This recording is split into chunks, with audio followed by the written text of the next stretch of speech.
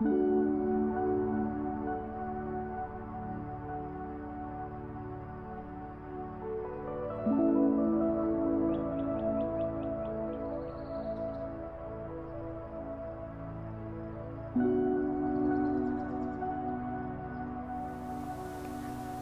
to Dachau, the site of the first Nazi concentration camp established in 1933.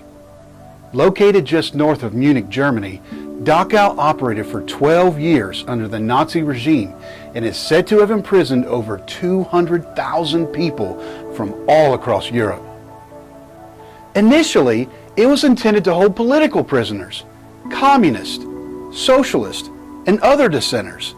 But later, it also held Jews, Romani people, homosexuals, Jehovah's Witnesses, and others. It was not an extermination camp, but a place of forced labor, punishment, and unimaginable suffering, where it is said that more than 41,500 people lost their lives. Today, we'll explore its history, tour its layout, and its legacy as a memorial to those who endured it. Hey everybody, this is Colonel Carson with Family Tree Nuts, and I'm a professional genealogist and a historian. We recently visited Dachau, and I wanted to share its story and show its sights with all of you. Unlike most videos that we make, this isn't a fun one, but it's an important one to cover anyhow. In case you were wondering what Family Tree Nuts is, we build family trees for clients that either don't know how, don't have the time, or don't want to pay those expensive membership fees. We'd love to honor your ancestors for you. We also make history videos all over the United States and a few countries. If you like videos like these, be sure to subscribe to our channel and give us a thumbs up if you like this story.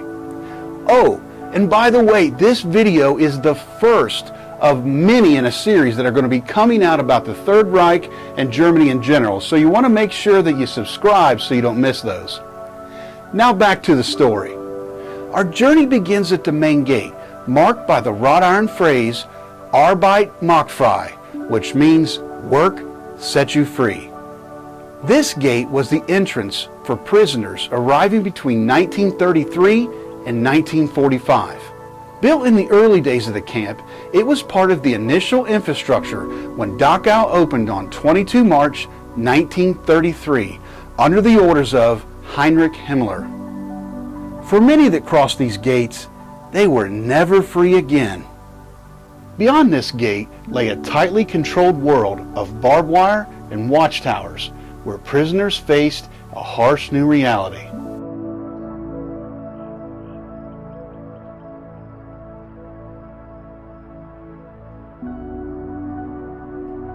Next, we move to the barracks area.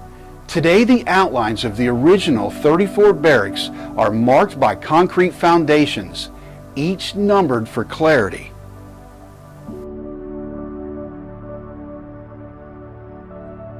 These long, low buildings stretched out in rows, wooden skeletons of a brutal past. In 1933, Dachau was designed to hold 6,000 prisoners, but by 1945 it was overcrowded with over 30,000. Only 2 barracks have been reconstructed for visitors. The rest are left as outlines to show the scale. Prisoner life began with their arrival, where they were stripped of possessions, shaved, and given striped uniforms. Daily routines were relentless. A roll call at dawn, often lasting for hours, followed by 12-hour work shifts in nearby factories or quarries.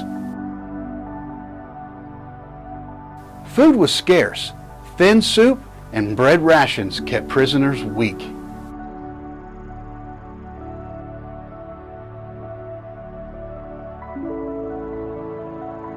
Beds were wooden bunks, stacked 2 to 3 high, with thin straw mattresses shared by multiple men.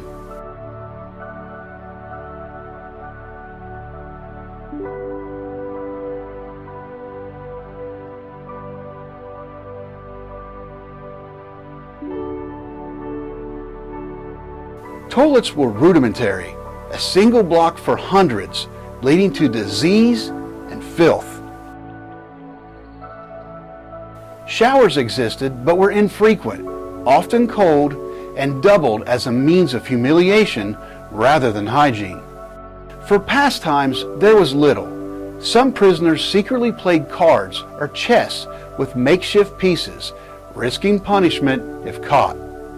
Others found solace in whispered conversations, small acts of resistance against their captors.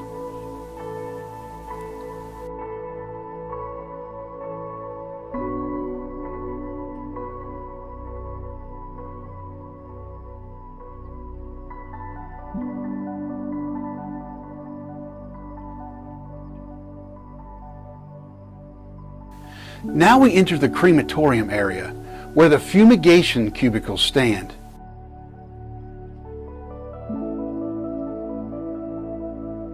These small chambers were used to delouse clothing with chemicals, a response to rampant disease like typhus.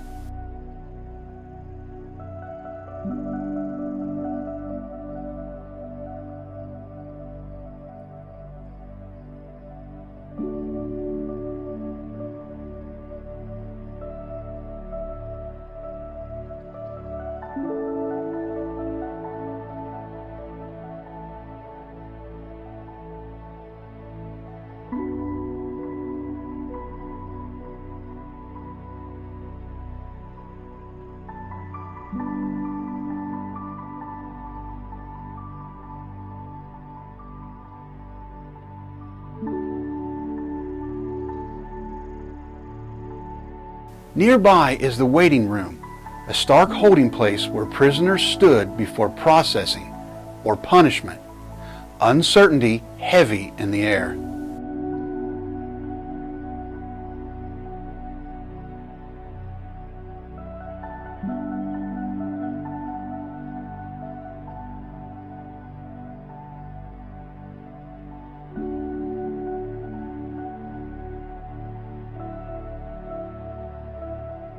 Adjacent are the showers, concrete and grim. These were not gas chambers. They served for cleaning, but some prisoner accounts do exist that the showers had been used for at least one gassing. Today, a bird's nest rests in the wall, a quiet sign that life can emerge even from a place shadowed by death. This reminds us of nature's resilience amid human-made horror.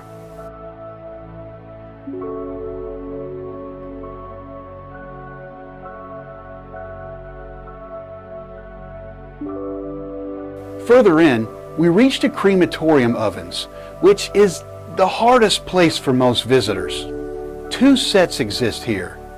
In the beginning of the camp era, those that died were taken to local crematoriums in the area, but as the death toll rose from starvation and disease, the camp constructed its own. The first, a smaller twin oven, was built in 1940, but by 1942, the bodies were piling up, and a larger, barracks-like structure was constructed, housing 4 more ovens.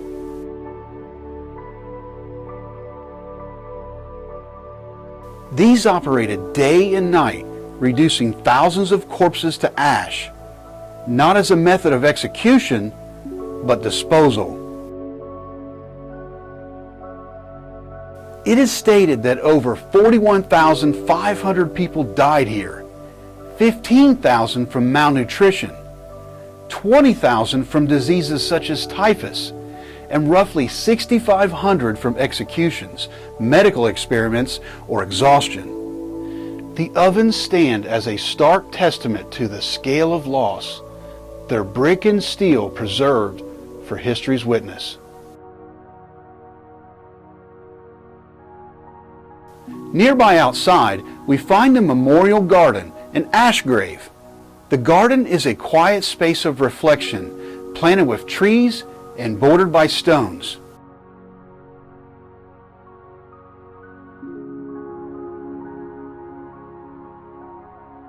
Nearby, the ash grave holds the remains of thousands whose bodies were cremated, a collective resting place marked by a simple plaque. Adjacent is the Christian memorial grave, a cross-top mound honoring the faith of many prisoners, Catholic priests, and others who perished.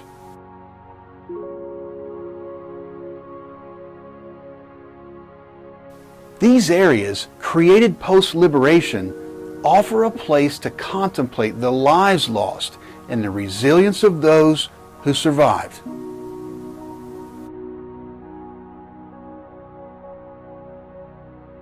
Turning to the camp's darker corners, we reach the pistol execution areas.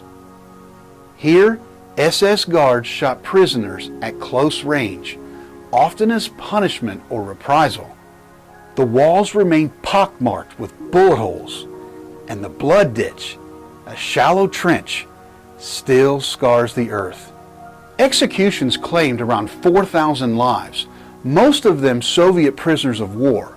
Their deaths a grim fraction of Dachau's toll. This site, though small, speaks to the brutality that defined the camp's operation. Trees have grown since 1945, softening the scene, but the history cuts through.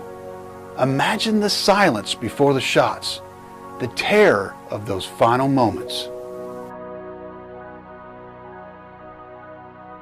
It's a place that demands stillness, a pause to honor those who died here. Dachau is known for its sadness and despair, but faith persisted here, reflected in the 3 chapels and the monastery on the grounds. The Catholic Chapel of the Mortal Agony of Christ, built in 1960, curves gracefully with a circular design, a post-war addition for remembrance.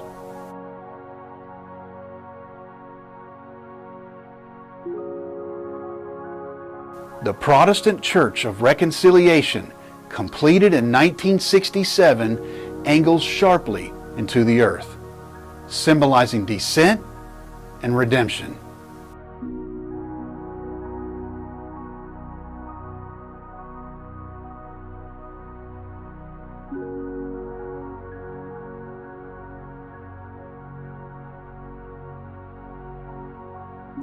The Jewish Memorial, a stone structure from 1967, slopes downward into the earth, symbolizing loss, but crowned with a menorah for hope, honoring the many Jews held here, especially in the camp's later years.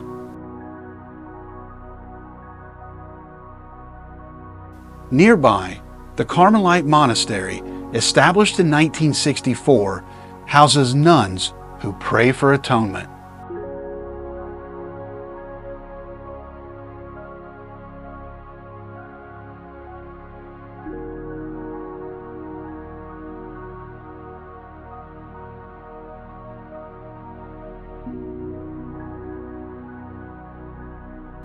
Each faith found a voice here after the war, reclaiming humanity from the ashes. These sacred spaces, all post-liberation, mark a shift from suffering to reflection. Security defined Dachau's perimeter. 7 guard towers spaced along the walls gave the SS clear sightlines. The walls, topped with electrified barbed wire, enclosed the camp, while ditches beyond them slowed escape attempts. From here, the guards controlled the morning roll calls, which was sometimes hours of standing in the freezing cold or searing heat, counting the living and the dead. The tower's shadow still falls across the gravel. It's a reminder of the power that ruled this place. Outside, fortifying the exterior, were pillbox guard positions that were small concrete bunkers. Escape was rare.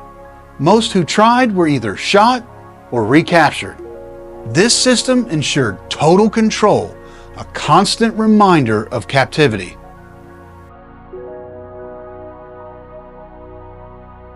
Scattered across the site are memorial statues.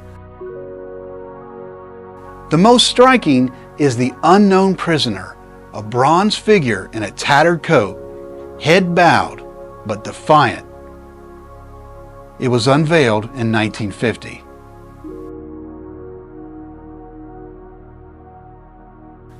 Another, the International Monument, stretches as a skeletal frame of wire and stone, symbolizing the prisoner's ordeal.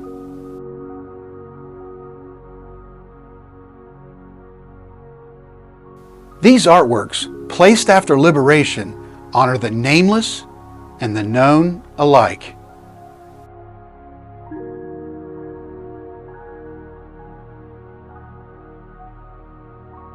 Finally, we enter the museum, housed in the former maintenance building.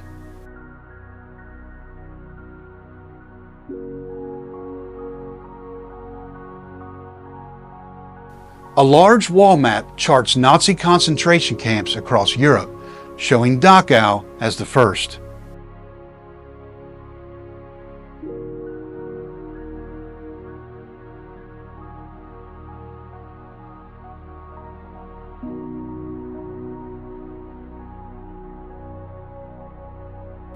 Another map traces the origins of prisoners from over 30 countries, from Poland to France to the Soviet Union, even Ireland. A detailed model of the camp recreates its layout as it stood in 1945.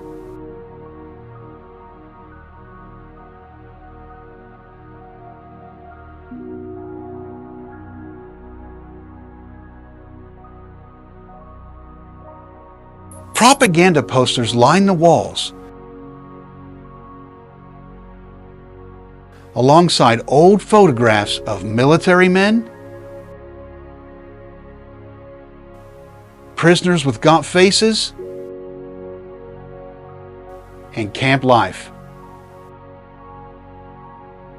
The beating table, a wooden slab used for corporal punishment, sits as a chilling artifact.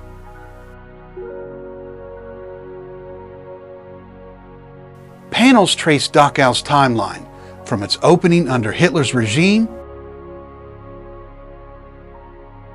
to its liberation by American troops on 20 April 1945.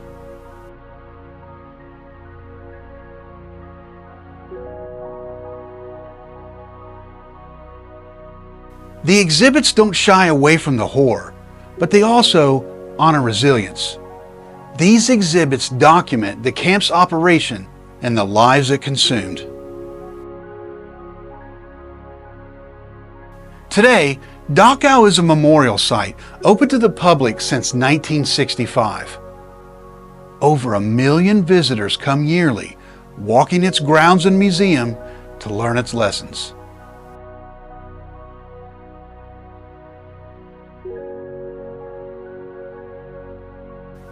Germany preserves Dachau deliberately, not to hide from history, but to keep it visible, ensuring the atrocities of the era are never forgotten. You can visit daily, free of charge, with guided tours available. Dachau isn't just a site, it's a lesson, a warning, a memory etched in stone and silence. So, now we know the story and have seen the sights of Dachau. What do you think? Do the facts presented in this video match up with what you expected? Are you moved by what you saw? How did it affect you? What lessons can we learn? We'd love to hear what you have to say in the comments below. Make sure that you subscribe, as we are proud to share this information with all of you. And remember, family tree nuts, let our nuts find the nuts in your family tree.